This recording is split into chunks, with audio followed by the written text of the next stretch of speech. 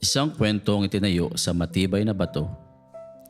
May mga kwento na nagsisimula sa malalaking pangarap at malalawak na plano. Ngunit may mga kwento rin nagsisimula sa katahimikan, sa isang simpleng tahanan, sa isang maliit na grupo ng mga mananampalataya at sa isang panalangin na marahil ay hindi man lamang napapansin ng mundo. Ang kwento ng Solid Foundation Baptist Church ay isa sa mga iyon. 2006. Ang binhi ng isang iglesia. Noong gabi ng January 8, 2006, 65 mananampalataya ang nagtipon sa isang tahanan para sa isang fellowship. Walang ingrandeng gusali, walang kumpletong kagamitan, ngunit mayroong isang bagay na higit na mahalaga, mga pusong sabik makinig sa salita ng Diyos. Sa biyaya ng langit ay lalo pang lumago. Sa mga sumunod na buwan, ang mga pagtitipon ay ginaganap sa iba't ibang tahanan. Sa bawat pagtitipon, may panalangin, may pangangaral, at may lumalalim na paniniwala na may ginagawa ang Diyos sa kalagitnaan nila.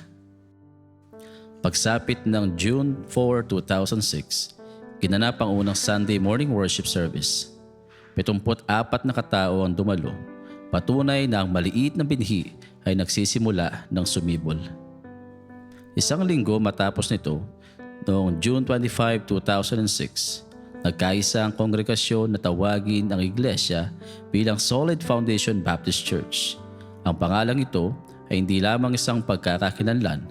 Ito ay isang deklarasyon. Si Kristo ang magiging matibay na pundasyon ng iglesyang ito. Noong July 23, 2006, 80 miyembro ang opisyal na nagpahayag ng kanilang pagiging kasapi. Nagsimula ang mga bautismo, mga patotoo ng mga buhay na binago ng Ebanghelyo. Isang iglesia ang pinagpala ng Diyos ng pamumunga. 2008. Ang pastol na inihanda ng Diyos.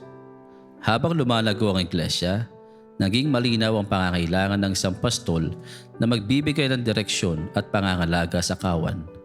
Noong February 2008, matapos ang panahon ng pananalangin at paghihintay, tinawag ng Diyos si Conrado R. de la Cruz Jr. bilang resident pastor. Sa kanyang pamumuno, lalong tumibay ang pagkatatag ng iglesia, hindi lamang sa bilang ng mga dumadalo, kundi lalo na sa lalim ng kanilang pagkaunawa sa salita ng Diyos. 2010. Ang iglesyang hindi lamang lumalago. Sa paglipas ng panahon, naging malinaw ang isang bagay. Ang iglesyang tunay na nakatayo kay Kristo ay hindi lamang lumalago. Ito ay nagpapalago, nagiging daluyan ng paglago ng kanyang daughter church. Noong February 2010, tinawag si Oliver C. Dumlao bilang mission pastor. Sa parehong taon, itinatag ang Solid Rock Baptist Mission sa Northfield 16, Mabalacat. Ito ang unang hakbang ng iglesia sa mas malawak na gawain pang misyon, ang dalhin ng Ebanghelyo sa mga komunidad na hindi pa naaabot. 2011 hanggang 2013. Mula panalangin patungo sa gusali. Habang patuloy ang paglago ng iglesia, naging malinaw ang pangangailangan ng isang permanenteng tahanan ng pagsamba. Noong 2011, sa pamamagitan ng sakripisyo at pagkakaisa ng mga miyembro, nakabili ang iglesia ng 720 square meters na lupa, isang hakbang ng pananampalataya. Noong December 9, 2012, opisyal na sinagawa ang groundbreaking para sa gusali ng iglesia. Sa pamamagitan ng panalangin, pagtutulungan at gabay ng Panginoon, unti-unting nabuo ang mga plano para sa magiging tahanan ng pagsamba ng kongregasyon. Ang dating pangarap ay nagsisimula ng maging realidad. Sa mga sumunod na buwan, sinimula ng aktwal na konstruksyon ng gusali ng Solid Foundation Baptist Church.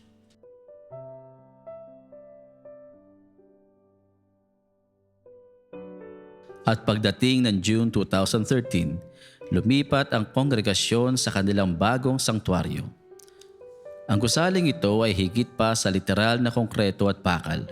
Ito ay simbolo ng mga panalangin at sakripisyo ng mga miyembro at hindi nagmamaliw na katapatan ng Diyos.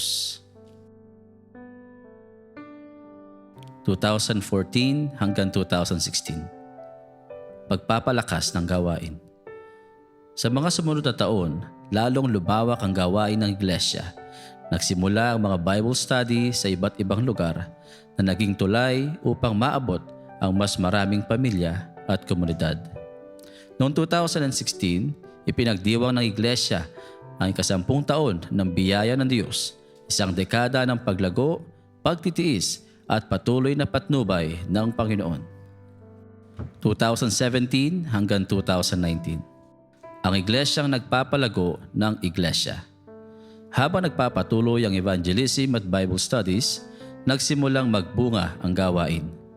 Taong 2019, naipanganak ang gawain sa Solid Grace Baptist Mission sa Barangay Olo-Olo, Lobo, Batangas na pinangungunahan ni Pastor Chito Lubat. Patunay na ang iglesia ay hindi lamang lumalago kundi nagiging kasangkapan upang magtatag ng iba pang mga iglesia. 2020 hanggang 2021. Pananampalataya sa panahon ng pagsubok. Dumating ang pandemya, isang panahon na nagpahinto sa maraming gawain sa buong mundo. Ngunit para sa iglesia, ang misyon ay hindi maaring tumigil. Sa kabila ng mga limitasyon, nagpatuloy ang pangangaral ng Ebanghelyo. Ang gusali ay maaring magsara pansamantala, ngunit ang iglesia ay hindi kailanman tumigil sa kanyang misyon. Sa gitna ng pandemya, taong 2020, nagbukas ang gawain sa Solid Faith Baptist Mission sa Little Baguio, Palihan, Hermosa, Bataan na pinangungunahan ni Pastor Noel Laksamana.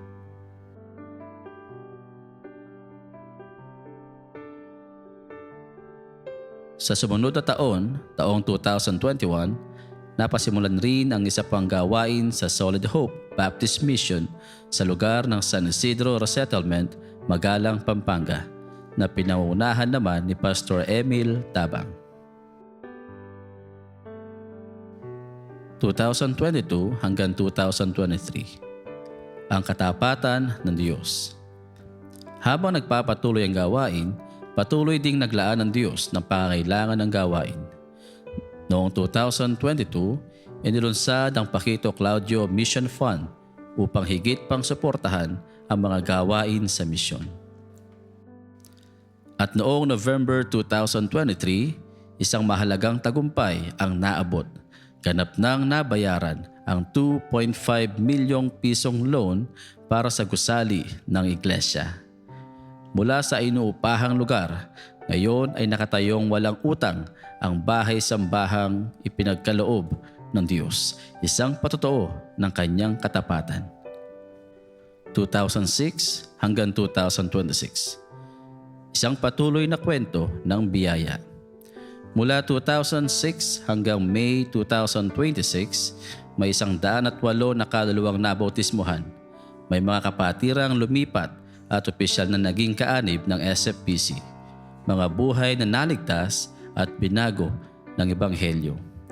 Mula sa isang simpleng pagtitipon sa isang sala ng bahay, ang iglesia ay naging isang matatag na kongregasyon na may mga mission works at daughter churches. Ngunit, ang pinakamahalagang katotohanan na ito, ang kwento ng iglesyang ito ay hindi kwento ng mga tao. Ito ay kwento ng katapatan, kapangyarihan at walang hanggang biyaya ng Diyos, sapagkat hanggang ngayon si Kristo ang pundasyon, ang Diyos ang tagapagtayo at ang kanyang biyaya ang dahilan kung bakit nananatiling matatag ang Solid Foundation Baptist Church.